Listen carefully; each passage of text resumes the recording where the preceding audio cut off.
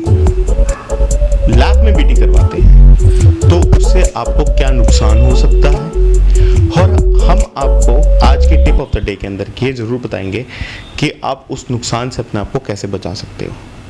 तो इस वीडियो को लास्ट तक देखना ना भूलें। तो इस टॉपिक को शुरू करने से पहले हमें ये पता होना चाहिए कि लोन अगेंस्ट प्रॉपर्टी होता क्या है, हमें मिलता कैसे है और उसका इंटरेस्ट कैसे कैलकुलेट होता है। कैश क्रेडिट लिमिट या सीसी लिमिट क्या होती है, उसके अंदर इंटरेस्ट कैसे कैलकुलेट होता है, हमें आगे अगर हम इसको कैरी फॉरवर्ड करते हैं तो हमें क्या प्रॉब्लम फेस होती है। तीसरा, ड्रॉप लाइन ओडी लिमिट की बात करेंगे कि drop line OD limit actual में होती क्या है, किसको मिल सकती है और इसके अंदर इंटरेस्ट की कैलकुलेशन कैसे होती है। तो अब शुरू करते हैं लोन अगेंस्ट प्रॉपर्टी से। लोन अगेंस्ट प्रॉपर्टी लेने के लिए हमारे पास दो फैक्टर्स होते हैं।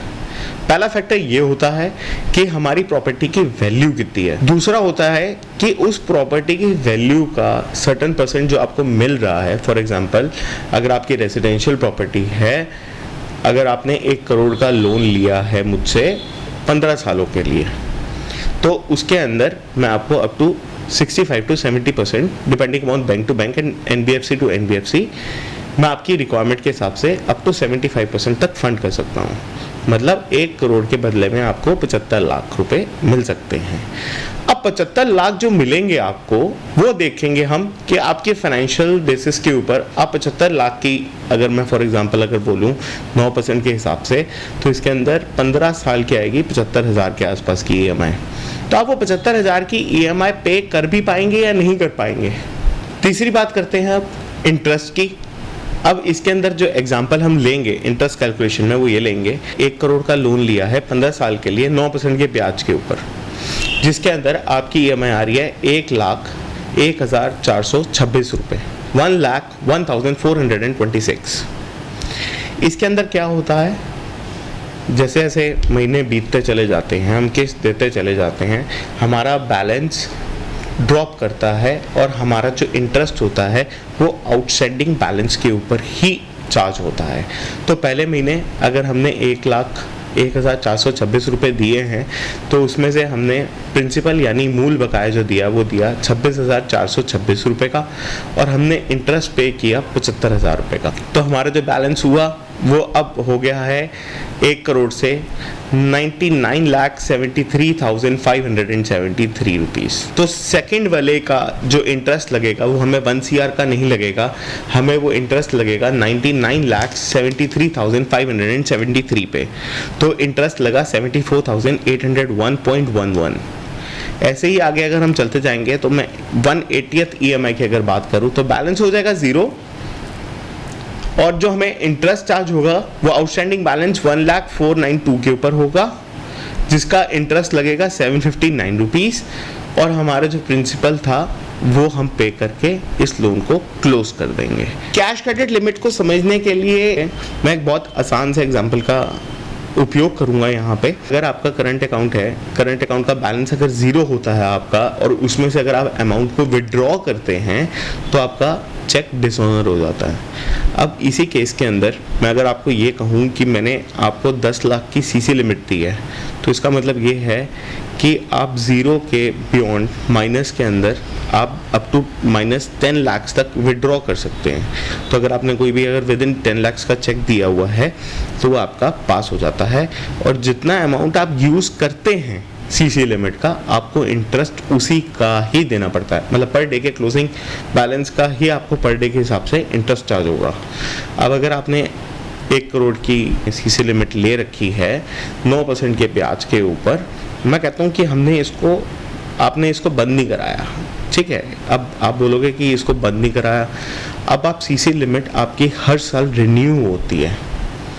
आपकी सेल, जैसे कि फॉर एग्जांपल टर्नओवर जो है या सेल्स है वो 1 CR है, तो हम उसका 25% तक आपको CC लिमिट दे सकते हैं। मैंने आपको 25 लाख की अगर CC लिमिट दी है 1 करोड़ के हिसाब से, तो वो हर साल रिन्यू होगी। आपकी अगर सेल अगर इंक्रीज़ होती है तो हम इसके अंदर आपकी CC लिमिट को इंक्रीज़ कर सकते हैं।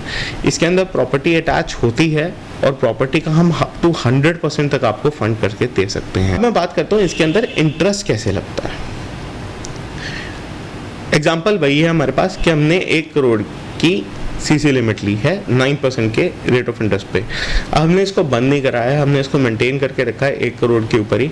हम ऑन एन एवरेज लगा के चलते हैं कि आपने 1 करोड़ की 1 करोड़ पूरी की पूरी सीसी लिमिट आपने यूटिलाइज कर रखी है। तो इसके अंदर आपको जो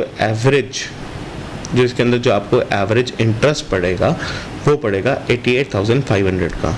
अब आपने 1 करोड़ की 1 करोड़ पूरी यूटिलाइज कर रखी है और आप इसको पूरी यूटिलाइजेशन को आप 180 मंथ्स तक अगर आप स्ट्रेच करते हैं 88,500 आप देते रहेंगे फॉर 15 ईयर्स। तो इसके अंदर टोटल इंटरेस्ट जो होगा वो होगा 1,59,30,000। कब भी अगर आपको सीसी बंद कर रही है तो आपको वो 1 करोड़ और देना पड़ेगा।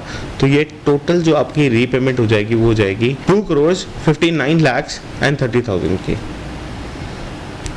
अब अगर मैं लैब की बात करूं तो लैब के अंदर आपकी EMI बनी हुई थी जिसके अंदर आपका मूल भी जा रहा था, आपका ब्याज भी जा रहा था। तो उसके अंदर जो टोटल इंटरेस्ट आपने दिया फॉर 180 वो दिया आपने 1 करोड़ के ऊपर 82,56,798.51। तो 180 के बाद जो रीपेमेंट हुई वो हुई 1,82,56,798 प्लस सीसी के अंदर क्या होता है, एक पॉइंट के ऊपर आके आपकी सैचुरेशन पीरियड हो जाता है कि ये तो उतर ही नहीं रही है। तो आप ये डिसाइड करते हैं कि मैं इसको लैप में कन्वर्ट करा देता हूँ, या कहीं आप जिससे आप कंसल्ट कर रहे हैं वो आपको ये राय देते हैं कि आप सर इसको लैप में कन्वर्ट करवा दीजिएगा। लेकिन अब आप जो डेली बेसिस के ऊपर जो आपको प्रॉब्लम फेस होती है वो ये होती है लैब के अंदर कि आप इंटरेस्ट तो उतने पे देना चाहते हो जितना आप यूटिलाइज कर रहे हो। तब मैं आपको एक प्रोडक्ट के साथ इंट्रोड्यूस करना चाहूँगा, वो होता है ड्रॉप लाइन ओवरड्राफ्ट लिमिट। ये लिमिट जब वर्ड यूज़ हो गया है तो इसका मतलब ये है कि इसके अंदर इंटरेस्ट पार्ट जो लगेगा वो तो आपका लगेगा सीसी की तरह, मतलब जितना आप विड्रॉ करोगे, प्लस आपका जो लिमिट है, विड्रॉइंग पावर है, वो आपकी हर मंथ ड्रॉप करेगी टिल द सर्टेन पीरियड, जो भी आपने पीरियड को ले रखा है। अगर आपने 120 लाख का अगर लिया है, मतलब 1 करोड़ 20 लाख का लिया है फॉर 120 मंथ्स, तो आपका 1 लाख हर महीने कटेगा ही कटेगा। अब हम अपने एग्जाम्पल के पास वापस आते हैं कि इसके अंदर इंटरेस्ट कैसे कैलकुलेट होता है। तो सेम एग्जाम्पल के ऊपर हम बात करेंगे। 1 करोड़ का हमने DOD लिमिट ले रखी है 9% के रेट ऑफ इंटरेस्ट के ऊपर और 15 साल के लिए। इसके अंदर जो मंथली इंटरेस्ट है वो चेंज होगा, क्यों? क्योंकि आपका बैलेंस जो है वो 55,555 से ड्रॉप करेगा हर महीने फॉर 180 मंथ्स, मतलब 15 साल के लिए हर महीने आपका 55,555 का जो प्रिंसिपल है वो आप डिपॉजिट कराएंगे या वो ऑटो डेबिट होगा। इसके अंदर अगर आप चार्ट देखेंगे, बैलेंस जैसे मैंने बोला 55,555 का हमारा प्रिंसिपल जा रहा है, मतलब अगर आपने यूटिलाइज कर रखी है वो पार्ट लिमिट का, मतलब 55,555 का, तो वो ऑटोमेटिकली उसके अंदर से लिमिट ड्रॉप कर जाएगी। अगर आपने यूटिलाइज कर रखा है तो आपको उसका इंटरेस्ट देना पड़ेगा। अब आप ये कहेंगे कि मेरे को ये प्रिंसिपल देना पड़ेगा प्लस में इंटरेस्ट भी दूंगा, ये इंटरेस्ट पूरा फुल यूटिलाइजेशन के ऊपर है। मैं सीसी के अंदर भी आपको बताया था कि आपने अगर सीसी पूरी यूटिलाइज कर रखी है तो मैंने ये इंटरेस्ट कैलकुलेट किया है। लेकिन व्यापारियों के अंदर या ट्रेडर्स या मैन्युफैक्चरर्स जिसको भी हम लिमिट देते हैं वो कभी भी अपनी सीसी को फुली यूटिलाइज नहीं कर पाते हैं, वो 80 to 85% के अंदर रहती है।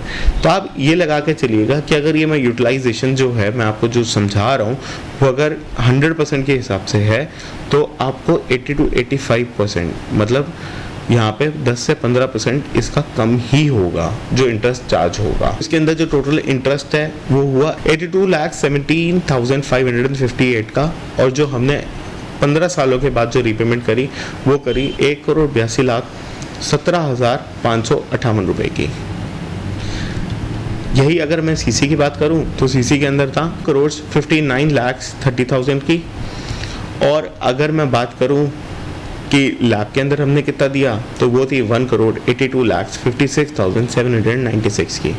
लैब के अंदर इंटरेस्ट फिक्स था, इसके अंदर इंटरेस्ट जो है वो हमने पूरा फुली यूटिलाइज के ऊपर लगाया है। तो इसके अंदर अगर मैं बात करूं कि जो आपका टोटल इंटरेस्ट जाएगा वो जाएगा 82,70,558। तो इसमें से आप 20% ऑलरेडी आप माइनस करेंगे, 15 to 20%। तो आपने इसका 15 to 20% आपने कम पे किया है। तो अब हम बात करते हैं टिप ऑफ द डे की। आपके लिए DOD लिमिट बेस्ट है अगर आप CC से शिफ्ट कर रहे हैं। क्यों? क्योंकि इसके अंदर इंटरेस्ट जो है वो आप उतने अमाउंट के ऊपर ही देते हैं जितना आपको यूज़ करना है। सेकंड, आप पैसा सेव करते हैं ब्याज के ऊपर।